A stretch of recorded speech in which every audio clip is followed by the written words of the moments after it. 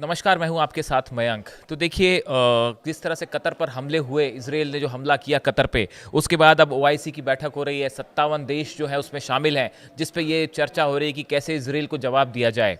लेकिन इस बीच दो चीज़ों की मैं चर्चा करना चाह रहा हूं। पहली चीज़ जो कि सब तरफ इसकी चर्चा हो रही है कि क्या ईरान की मिसाइल से अब कतर जवाब देगा इजराइल को। क्या ईरान अपनी हाइपरसोनिक और बैलिस्टिक मिसाइल्स कतर को देने जा रहा है। देखिए मिडिल ईस्ट में कुछ चीज़ें ऐसी हो रही हैं जो सब कुछ जिन्होंने पलट के रख दिया है। अब देखना ये है कि ये बात कितने आगे बढ़ती है। देखिए एक और चीज़ है, लास्ट फ्राइडे को मैं वीडियो बनाता हूँ अपना, आप लोगों को पता ही है कि आई गो टू अ मॉस्क, वहाँ पे कुछ लोगों से मेरी बात होती है, दोस्तों से, तो वहाँ चर्चा होती है। मैं उसका वीडियो बना नहीं पाया, मुझे वक्त मिलेगा तो मैं अलग से वो वीडियो बनाऊँगा। लेकिन वहाँ पे ये चर्चा हो रही थी कि देखिए जिस तरह से कतर पे हमले हुए, क्या कतर अब इजराइल को जवाब देना चाहिए या कैसे जवाब देगा। तो इसी बीच ये चर्चा छिड़ी कि अगर देखिए ईरान पर जब हमले हुए तो ईरान ने उसका फौरन जवाब दिया। इधर इजराइल की मिसाइल गिरी और अभी वो इजराइल की तरफ से हमला हुआ फाइटर जेट से, और तुरंत ईरान की तरफ से जो है उसका करारा जवाब दिया गया। यहाँ तक कि अमेरिका पे भी मिसाइल फायर की गई जो अल उदैद एयरबेस था। तो ईरान जो है वो कैसे तुरंत जवाब कैसे दे देता है, ये मैंने कई लोगों से सवाल पूछा वहाँ जो मौजूद थे। आपको क्या लगता है कि ईरान में और बाकी देशों में क्या डिफरेंस है, जो ओआईसी के सदस्य हैं, जो अरब कंट्रीज़ हैं, तो कैसे ये ईरान जो है वो अचानक कैसे जवाब दे देता है, फ़ौरन कैसे जवाब देता है।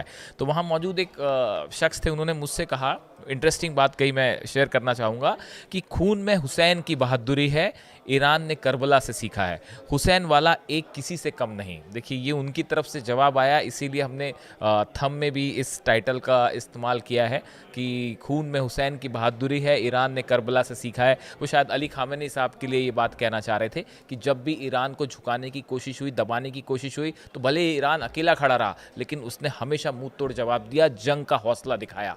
तो इस तरह की बात उन्होंने कही, इस पर हम कभी अलग से चर्चा करेंगे। फिलहाल जिस बात की सबसे ज़्यादा चर्चा हो रही है वो ये हो रही है कि क्या ईरान अपनी मिसाइल्स कतर को देने जा रहा है। अब ये सवाल उठा कहाँ से, देखिए ईरान के लॉ मेकर हैं मुज्तबा ज़ायरी, इनकी तरफ से कहा गया है, he has called on Qatar to expel US forces and host Iranian revolutionary guard hypersonic missiles to counter Israeli threats. इनकी तरफ से ये ईरान के जो लॉ मेकर हैं, सांसद हैं, इनकी तरफ से ये बात कही गई कि कतर को अमेरिका की जो फोर्सेस हैं उसको बाहर कर देना चाहिए, और आईआरजीसी जो है, ईरान की जो रेवोल्यूशनरी गार्ड है, इसको अपने यहाँ तैनात करनी चाहिए, ईरान की मिसाइल्स अपने आप तैनात कीजिए। उन्होंने जो जराई हैं, एड्रेस कतर्स आमिर शेख तमीम बिन हमद अल थानी directly on x, urging the replacement of US military presence with IRGC aerospace forces. उन्होंने कहा कि भाई कतर को जो अमेरिकी फोर्सेस आपने अपने यहाँ बुला रखी हैं अल उदैद एयरबेस में, 10,000 से ज़्यादा फोर्सेज हैं, आप इनको हटाइए और ईरान के सैनिक आप अपने आप बुलाइए, ईरान की मिसाइल्स हम आपको देने के लिए तैयार हैं, आप उसे अपने आप तैनात कीजिए। वैसी जो मेजर जनरल मुसावी हैं ईरान के, इनकी तरफ से एक बात कही गई, उन्होंने कहा कि Iran vote Tehran will never hesitate to defend Qatar against Israeli aggression. उन्होंने कहा कि किसी भी तरह का इजराइल अगर हमला करता है कतर पे तो ईरान बिल्कुल नहीं हिचकिचाएगा कतर की मदद करने से। अब देखिए ये जो बयान आए, इसके पहले एक और ईरान के जो प्रेसिडेंट हैं महमूद पेजेश्कियान साहब, इनकी तरफ से भी ये बयान आया। उन्होंने भी एक बात कही थी कि won't deter but want a firm response to any further aggression, कि अगर कोई भी तरह का हमला होता है तो हम जवाब देंगे। और उन्होंने है showed full solidarity with Qatar. उन्होंने ये भी कहा कि हम कतर के साथ जो है पूरी एकजुटता के साथ करें, और सभी मुस्लिम देशों से, इस्लामिक देशों से अपील की कि आप मिल के इसराइल के खिलाफ कदम उठाइए।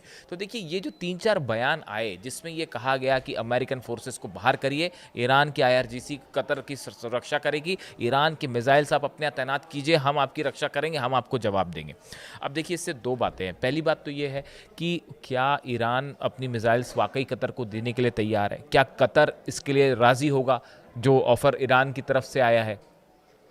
एक बात तो ये है कि ये होगा या नहीं होगा, इस पे काफ़ी सारे लोगों की अलग राय हो सकती है। ओआईसी की बैठक भी चल रही है आज, उसमें भी जो है 57 देश इस पूरे मामले पे चर्चा कर रहे हैं। लेकिन देखिए एक जो बड़ी चीज़ हुई, वो बड़ी चीज़ ये हुई कि जिस तरह से कतर पर हमला हुआ उसके बाद मुस्लिम देश जो हैं, 57 इस्लामिक देश हैं, इनका विश्वास कहीं ना कहीं डोल गया है अमेरिका के ऊपर। खासकर कतर का, कि क्या हमारी रक्षा करने के लिए वाकई अमेरिका है वहाँ पे, और जिस तरह से इसराइल ने हमला किया एलाई होने के बाद भी अमेरिका ने सही वक्त पे इन्फॉर्म नहीं किया, इसको लेकर काफ़ी सारा गुस्सा देखा जा रहा है, ऐसा कई लोगों की राय है। अब देखिए इस सिचुएशन में ईरान की एक एक्सेप्टेंस जो है इंटरनेशनल लेवल पे वो बहुत तेजी से बढ़ी है। आप देखिए जिस तरह से हमले हुए ईरान के ऊपर, ईरान अकेला लड़ता रहा, लोगों ने उसको क्रिटिसाइज किया, ईरान बार बार कहता रहा कि हमारी सॉवरेंटी के खिलाफ ये हमला है, हमारे आज़ादी के खिलाफ हमला है। अब वही हमला जब कतर के ऊपर हुआ तब सब लोगों को ये महसूस हुआ, कई कंट्रीज ये महसूस कर रही हैं कि वाकई ईरान सही था और ईरान के ऊपर हमले गलत हुए थे। एक इंटरनेशनल स्तर पर आप देखिए ये ईरान की स्ट्रॉन्ग डिप्लोमेसी का नतीजा है कि आज ईरान के लिए बड़ा समर्थन अंतर्राष्ट्रीय स्तर पर जुटना शुरू हो गया है। इसके अलावा आप देखिए कि ये जो बात है जहाँ तक कि कैसे जवाब दिया जाएगा, क्या डिफरेंस है ईरान में और दूसरे देशों में, इसको लेकर एक छोटी सी राय सामने आई है। कुछ लोगों का मानना ऐसा है, देखिए लंदन के किंग्स कॉलेज के स्कॉलर हैं, मिडिल ईस्ट एक्सपर्ट हैं एंड्रियास क्रेग, इनका कहना ऐसा है कि कतर जो है वो जंग नहीं करेगा और डिप्लोमेसी या कानूनी तरीके से ही वो इसराइल को जवाब देने की कोशिश करेगा। इसकी एक बड़ी वजह यह है कि अमेरिका एलाई है, अमेरिका से सुरक्षा की गारंटी लेते हैं वो, तो अमेरिका के खिलाफ नहीं जाएंगे। तीसरी बात है अमेरिका से रिश्ते खराब होने का डर होगा, इसलिए भी जो है वो शायद इसराइल पर हमला ना हो। इसके अलावा बड़ी संख्या में जो है वो हथियार दिए जाते हैं अमेरिका की तरफ से सऊदी को, कतर को, यूएई को, तो ये देश जो हैं वो फ़ौरन अमेरिका के खिलाफ जाने के और इसराइल पर हमला करने का फैसला नहीं करेंगे। दूसरा, ईरान के साथ कंफर्ट लेवल अब बढ़ना शुरू हुआ है, लेकिन अभी भी बहुत स्ट्रैटेजिक लेवल पर पार्टनरशिप नहीं है, इसलिए भी शायद ईरान वाला जो मिसाइल वाला ऑफर है वो उतना प्रैक्टिकल ना हो। और दूसरा जो विज़न 2030 जैसा प्लानिंग्स हैं यूएई की और सऊदी की, जिस पे आगे बढ़ रहे हैं, इसके लिए वॉर शायद वो ना करना चाहें। लेकिन आप दूसरी तरफ देखिए ईरान में जब भी हमले हुए ईरान ने फ़ौरन जवाब दिया। इसका मुख्य वजह जो एक्सपर्ट्स बताते हैं कि इस्लामिक जो रेवोल्यूशन थी, वो इस्लामिक रेवोल्यूशन के जो प्रिंसिपल्स हैं उस पे आधारित है ईरान की फॉरेन पॉलिसी और ईरान की नीति। ईरान ने किसी भी तरह का जो उसके ऊपर सैंक्शंस लगे उसे अलग थलग करने की कोशिश की गई, इकोनॉमिक सैंक्शंस लगे उसकी कोई परवाह नहीं करी और बेबाक होकर हमेशा जवाब दिया। इसके अलावा जो हथियारों की बात होती है, ईरान ने रशिया से हथियार मिले हैं, चीन से मिले हैं, लेकिन ईरान ने अपने खुद की हाइपरसोनिक मिसाइल्स डेवलप करने में तेज़ी से आगे बढ़ा है। अपने खुद के हथियार बनाए हैं ईरान ने, उसको बहुत ज़्यादा दूसरे पर निर्भर नहीं रहना पड़ता। ये भी एक बड़ी वजह, जब आपके पास खुद अपने कंट्री में बनाए हुए हथियार होते हैं तो आप किसी देश के दबाव में नहीं आते। इसके साथ ही आपने देखा होगा कि जहाँ तक फ़िलिस्तीनियों की मदद करने वाली बात है, ईरान ने बड़े खुल के फ़िलिस्तीनियों का समर्थन किया और उसके लिए फिर जो परिणाम भुगतने पड़े, जब स्ट्राइक हुई, 12 दिन का युद्ध हुआ, तब भी ईरान ने जो है किसी तरह के दबाव में अली खामेनी साहब नहीं आए और वो उन्होंने बेबाक जवाब दिया, चाहे अमेरिका खिलाफ हो, चाहे अरबियन कंट्रीज खिलाफ हो, चाहे जो है वो इसराइल की तरफ से हमले हो रहे हों, बट ईरान अकेला लड़ता रहा लेकिन फ़ौरन जवाब दिया उसने। शायद ये इसी वजह से वो भाई साहब जो कहना चाह रहे थे कि खून में हुसैन की बहादुरी है और ईरान ने करबला से सीखा है, हुसैन वाला एक किसी से कम नहीं, इस तरह की जो बात है वो शायद इसीलिए कही होगी उन्होंने। अब सोशल मीडिया पे मैं देख रहा था इस तरह की बातें कही जाती है कई जगह।